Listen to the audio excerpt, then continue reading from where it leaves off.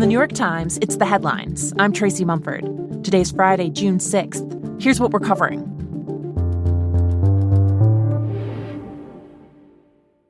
What we watched unfold was this remarkable break between two of the most powerful men in the world, and it just utterly collapsed. And it didn't just break down, it severed. My colleague Tyler Pager has been covering how the relationship between President Trump and Elon Musk has erupted into a public feud. Musk, who formally left his special government position last week, has been openly railing against Trump's signature domestic policy bill, criticizing it as disgusting and too expensive. Then, at a press conference in the Oval Office yesterday, Trump fired back. As anticipated, Trump very early on got a question from a reporter to respond to Elon Musk's criticism of the bill. I'm very disappointed because Elon knew the inner workings of this bill better than almost anybody sitting here. And Trump just sort of started to unload on him. And I'll be honest, I think he misses the place. I think he got out there and all of a sudden he wasn't in this beautiful Oval Office He said he was very disappointed in him. He said Elon was just self-interested in his criticism of the bill. And he started to sort of walk through a laundry list of complaints about the world's richest man and his former good friend. And then from there, the story just continued to unfold. Trump went on to claim that he would have won the 2024 election even without the hundreds of millions of dollars Musk poured into his campaign. Musk was clearly watching the president's comments and took the fight online. "Without me, Trump would have lost," he posted on X. That was followed by, quote, "such ingratitude." The sparring then gave way to threats. Trump posted about how he could save federal money by terminating billions of dollars of government contracts with Musk's companies. And Musk went scorched earth, claiming that there were references to Trump in government documents related to the sex offender Jeffrey Epstein, and indicating his support for a post calling for Trump's impeachment. The thing is, both of these men have a lot at risk. For Trump, Elon Musk has promised $100 million for groups controlled by pro-Trump allies ahead of the midterms.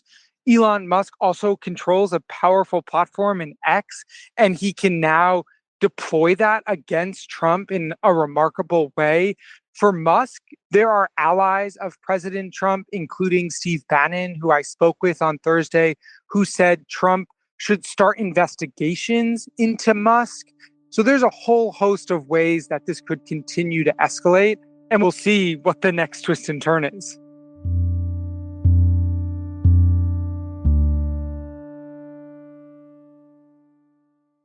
Also yesterday, Trump had a 90-minute phone call with the president of China.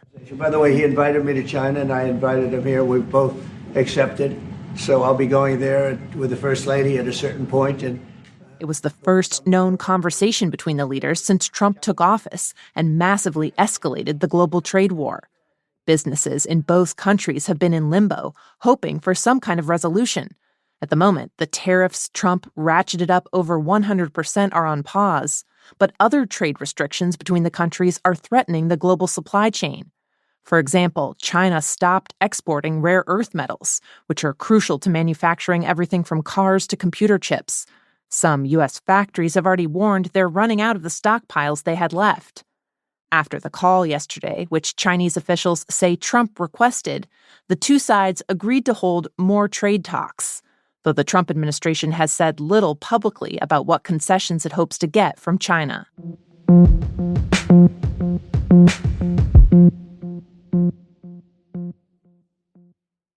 In the Middle East, officials tell The Times that Israel has been sending weapons into Gaza to arm a Palestinian militia in an effort to fight Hamas.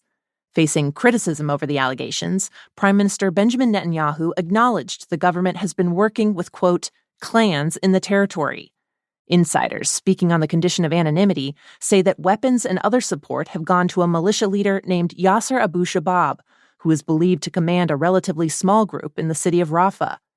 Abu Shabab became notorious last year amid accusations that he had looted and resold truckloads of humanitarian aid intended for hungry Gazans.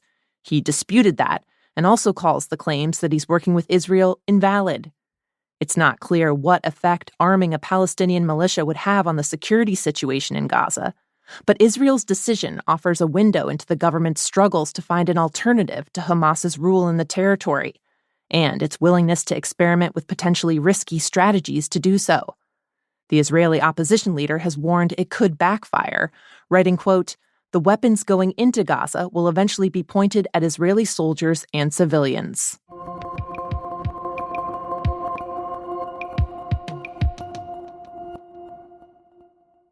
This year, there has been an unusually high number of whooping cough cases across the U.S., more than 10,000, raising the alarm among public health officials.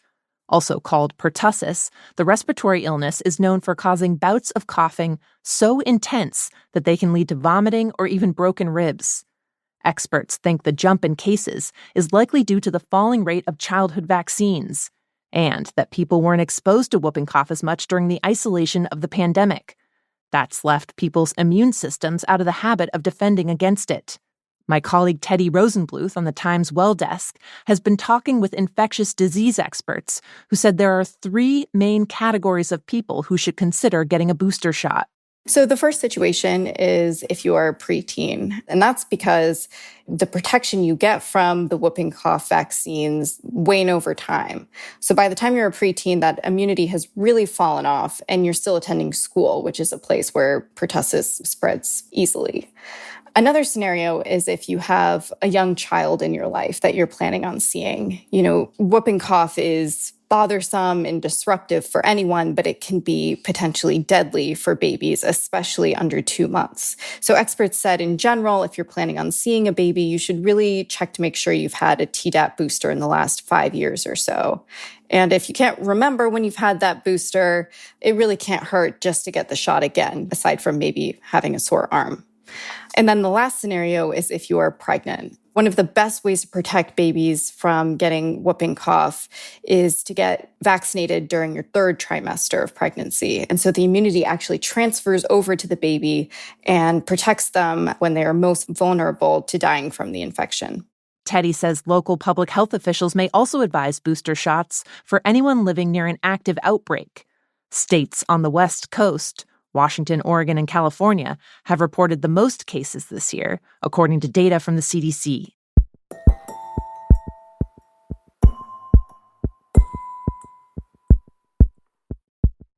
And finally, the summer travel season is upon us, and the Times travel desk has been looking at some of the big trends. In some cases, that requires compiling a glossary to keep up. So here we go. One term you might hear this summer, land snorkeling, though there's no actual snorkel required.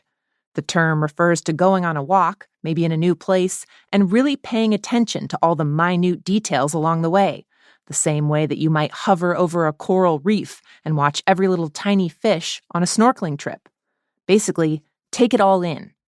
Another one, noctourism, as in nocturnal tourism, travel adventures you have at night, whether that's swimming in phosphorescent bays and watching the glow, or getting away from city lights to go stargazing.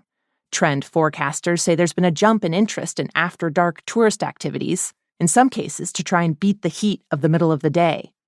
And lastly, some travel organizers say they've seen a rise in phenomenon chasing, people trying to book trips to see natural events like the Northern Lights or solar eclipses. For the record, the next total solar eclipse will be next summer, August of 2026. It'll be visible in Greenland, Iceland, Russia, Spain, and a little bit of Portugal, if you want to get your land snorkel ready in advance. Those are the headlines, but stick around. We've got the Friday news quiz for you after the credits. Today on The Daily, you can hear the first episode in the Times news series, The Protocol, the story behind medical care for transgender kids. That's next in the New York Times audio app, or you can listen wherever you get your podcasts. This show is made by Will Jarvis, Jessica Metzger, Jan Stewart, and me, Tracy Mumford. Original theme by Dan Powell. Special thanks to Isabella Anderson, Larissa Anderson, Jake Lucas, Zoe Murphy, Katie O'Brien, Jill Taylor, and Paula Schumann.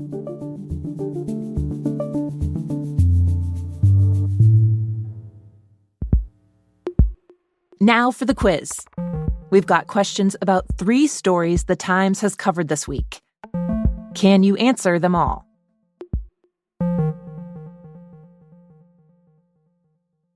First up. All right. Hello, everybody. Thanks for being here. Thanks. Senate Minority Leader Chuck Schumer took the mic at a press conference this week to express his disbelief. I hear something happened while we were at lunch, which led me to say something I didn't think was imaginable. I agree with... Who was Schumer frankly shocked that he agreed with? I'll give you a hint. It has to do with President Trump's signature policy bill. The answer? I agree with Elon Musk. Elon Musk's recent bashing of the so-called Big Beautiful Bill as too expensive has earned a nod from the Democrats. Though Democrats like Schumer have their own reasons for opposing the bill, they largely disagree with the package's cuts to Medicaid and its tax breaks for wealthy Americans. Okay, second question. Ukraine pulled off an audacious attack on Russian warplanes last weekend, smuggling dozens of drones into Russia and launching them at air bases across the country. Eyewitness videos from near one of those bases showed plumes of smoke billowing into the air. The whole thing took more than a year to plan, according to Ukrainian President Volodymyr Zelensky, and it had a code name. What was it called? A. Operation Black Widow. B. Operation Hornet's Nest. C. Operation Spider's Web.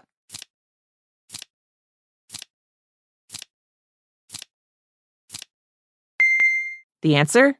Operation Spider's Web. Ukraine says the attack took out dozens of Russian planes, some of them worth $100 million or more. The drones they used to do it cost as little as $600 each. And last question. This week, Nintendo released its highly anticipated Switch 2, the company's first new console in almost a decade. And the ads for it are kind of a nostalgic throwback, featuring a big-name Hollywood actor who somehow never seems to age. Why are you dressed like you're in a boy band? Seriously? My Super NES commercial from the 90s with my long black duster, indie rocked hair, and beaded necklace? That same actor appeared in a Nintendo ad more than 30 years ago when Super Nintendo came out. And that was his acting debut. Who is the actor?